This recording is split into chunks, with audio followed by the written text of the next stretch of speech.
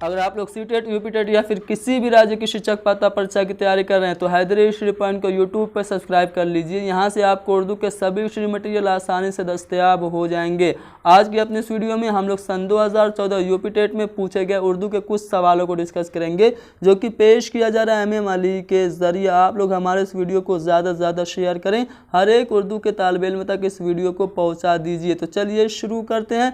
आज का हमारा पहला सवाल में ये कहा जा रहा है कि इतनी बात तो हर शख्स जानता है कि उर्दू ब्रज भाषा से निकली है। ये कौल किसका दोस्तों? यहाँ पे उर्दू की आगाज़ व इर्तिक़ा और उसकी जाए पैदाइश से मुताल्लिक एक नज़रिया है कि उर्दू ब्रज भाषा से निकली है। तो ये जो नज़रिया है वो किसका है? क्या ये महमूद शिरानी का है, नसरुद्दीन हाशमी का है, मोहम्मद हुसैन आज़ाद का, या फिर मसूद हुसैन खां का है? तो दोस्तों उर्दू ब्रज भाषा से निकली है, ये नज़रिया मोहम्मद हुसैन आज़ाद का है। बाकी के ऑप्शन को भी डिस्कस कर लेते हैं। महमूद शिरानी, नसरुद्दीन हाशमी और मसूद हुसैन खां का उर्दू के मुताल्लिक क्या नज़रिया है? तो सबसे पहले मैं बात करूं अगर नसरुद्दीन हाशमी की, तो इनका कहना है कि उर्दू की जो जाए पैदाइश है वो दक्कन में है, जबकि सैयद सुलेमान नदवी का मानना यह है कि उर्दू सिंध में पैदा हुई, जबकि हाफिज़ महमूद शिरानी का मानना यह है कि उर्दू की जाए पैदाइश पंजाब है,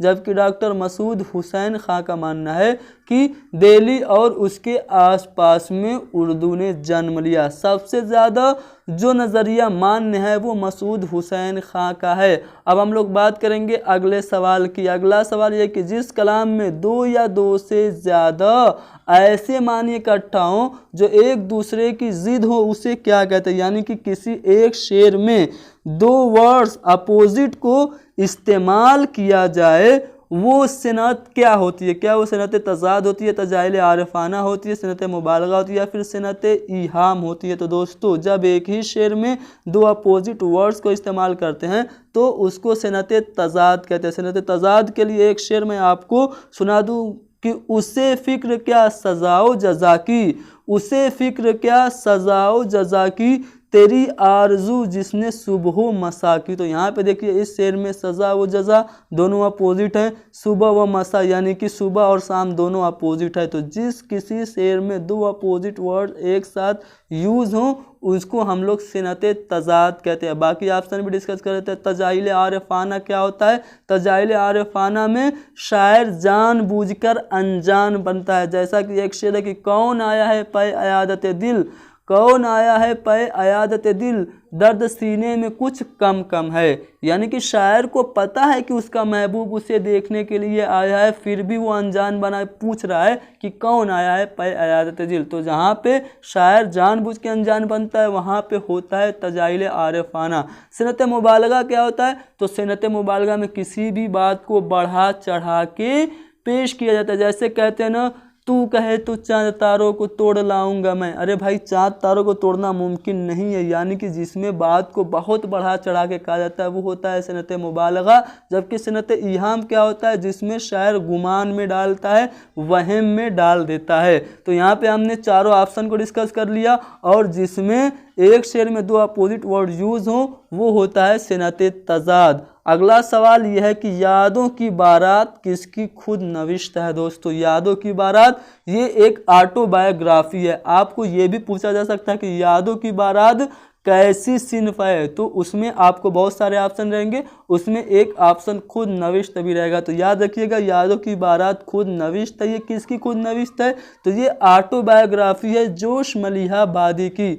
जोश मलिहाबादी का असली नाम भी आपसे पूछा जा सकता है। इनका असली नाम शब्बीर हसन खां है जो कि मलिहाबाद के रहने वाले थे। अगला सवाल यह है कि उमराव जान अदा किसकी तसनीफ़ है? उमराव जान अदा बहुत ही शाहकार नाविल है। किसका है? मिर्ज़ा मोहम्मद हादी रुसवा का है। मिर्ज़ा मोहम्मद हादी रुसवा ने अपनी इस नाविल में लखनऊ का जो समाज था, जो उस समय का मुआशरा था और उसकी जो तहजीब थी उसकी झलकियाँ अपने इस नाविल में पेश की है। क्वेश्चन ये भी पूछा जाता है कि उमराव जान अदा में किस शहर की तहजीब झलकती है? तो वहाँ पे लखनऊ की तहजीब झलकती है उमराव जान अदा नाविल में, जो कि मिर्ज़ा मोहम्मद हादी रुसवा ने लिखी थी। अब यहाँ पे रजब अली बेग सरूर की एक मैं सिन्फ या फिर एक किताब का नाम आपको बता दूं, रजब अली बेग सरूर की एक किताब का नाम है गुज़िश्ता लखनऊ। मुंशी प्रेमचंद की तसानीफ में गौदान, गबन और बड़े घर की बेटी, नमक का दारोगा, बहुत सारा। राजेंद्र सिंह बेदी की एक सिन्फ है जिसका नाम है एक चादर मैली सी। बढ़ते हैं अगले सवाल की तरफ। किसने मुरासला को मुकालमा बना दिया? दोस्तों, मिर्ज़ा गालिब के खतूत को अगर आप लोग पढ़ेंगे तो एक ख़त में उन्होंने खुद इस बात को कबूल किया हुआ है कि मैं हज़ारों कोस बज़रिए कलम बात करता हूँ और मैंने एक ऐसा तरीका अपनाया है जिससे मैं क्या करता हूँ, मुरासला को मुकालमा बना देता हूँ। यानी कि मिर्ज़ा गालिब के खतूत में मुरासला को मुकालमा बना दिया गया था। यानी कि हम कह सकते हैं कि मिर्ज़ा गालिब ने मुरासला को मुकालमा बना दिया। अगला सवाल ये कि मुसद्दस के एक बंद में कितने मिसरे होते हैं? दोस्तों, मुसद्दस के एक बंद में 6 मिसरे होते हैं। जैसा कि आप मिर्ज़ा दबीर और मीर अनीस की अगर मरसियों का जायज़ा लें तो वो सभी 6 मिसरे ही यानी कि मुसद्दस ही हुआ करती हैं। उसमें जो पहले के 4 मिसरे होते हैं वो एक हम वज़न होते हैं और बकिया के आखिर के 2 मिसरे अलग काफ़िया और रदीफ़ के होते हैं। तो मुसद्दस में कितने बंद? 6 बंद होते हैं। अगला सवाल है कि शायरी में जानबूझकर अनजान बनने को क्या कहा जाता है? तो मैं ये बात बता चुका हूँ कि जब शायर जानबूझकर अनजान बनता है तो वहाँ पे तजाहिल आरिफाना होता है। जैसे कौन आया है पे अयादत दिल, अरे शायर को पता है भाई कौन आया, उसका महबूब आया, फिर भी पूछ रहा है, यानी कि जानबूझ के वो अनजान बन रहा है। अगला सवाल है कि जो लफ्ज़ किसी चीज़, जगह या नाम के बदले लाया जाए क्या कहलाता है? यानी कि कोई भी ऐसा शब्द जो कि संज्ञा की जगह पे प्रयोग हो उसको हम लोग क्या कहते हैं? सर्वनाम। नाउन की जगह पे जो यूज़ हो वो होता है प्रोनाउन, उसको उर्दू में ज़मीर कहते हैं। तो जो लफ्ज़ किसी चीज़ या जगह के नाम के बदले में लाया जाए उसको ज़मीर कहा जाता है। अगला सवाल यह है कि जांच के ज़रिए तालिबे इल्म को पता चलता है, यानी कि जब हम लोग बच्चों का मूल्यांकन करते हैं, उनकी जांच करते हैं तो उनसे क्या पता चलता है? क्या तालिबे इल्म को अपनी कमियों का पता चलता है या फिर तालिबे इल्म दर्जा में पढ़ाई में मुकाबला करता है, यानी कि कंपटीशन की भावना आती है, या फिर तालिबे इल्म अपने में सुधार लाने की कोशिश करता है, या फिर ऊपर की सभी बातों को जान लेता है? तो जब हम बच्चों का मूल्यांकन करते हैं तो वो ऊपर की सभी बातों को जान लेता है, यानी कि डी वाला ऑप्शन हमारा यहाँ पे सही जवाब हो जाएगा। अगला और आखिरी सवाल ये है कि जिस कलाम में 2 या 2 से ज़्यादा ऐसी माना इकट्ठा हों जो एक दूसरे की ज़िद हों उसे क्या कहते हैं? एक दूसरे की ज़िद हों, एक ही कलाम में 2 ऐसे वर्ड्स यूज़ हों जो कि एक दूसरे की ज़िद हो, उसे हम लोग क्या कहते हैं? सिनत तज़ाद कहते हैं।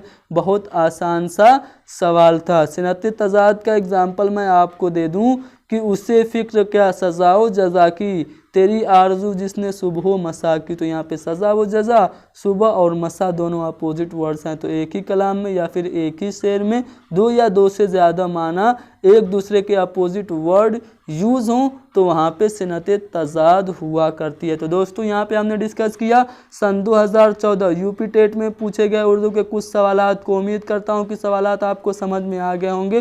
कोई भी आपको डाउट हो या फिर कोई भी सजेशन देना हो, आप लोग कमेंट में बेझिझक दे सकते हैं। अगर आप लोग हमारे व्हाट्सएप ग्रुप से जुड़ना चाहते हैं और सभी लेसन की PDF और उर्दू के स्टडी मटेरियल हासिल करना चाहते हैं तो आप लोग मेरे व्हाट्सएप पे मैसेज कीजिए। मेरा व्हाट्सएप नंबर है 72 75 54 98 90। आप लोग इस नंबर पे मैसेज करके उर्दू की जो स्टडी मटेरियल्स हैं वो आसानी से दस्तयाब कर सकते हैं। So thank you very much. मिलते हैं अगले लेसन में जिसमें हम लोग सन 2014 में ही पूछे गए 10 और सवालों को डिस्कस करेंगे। थैंक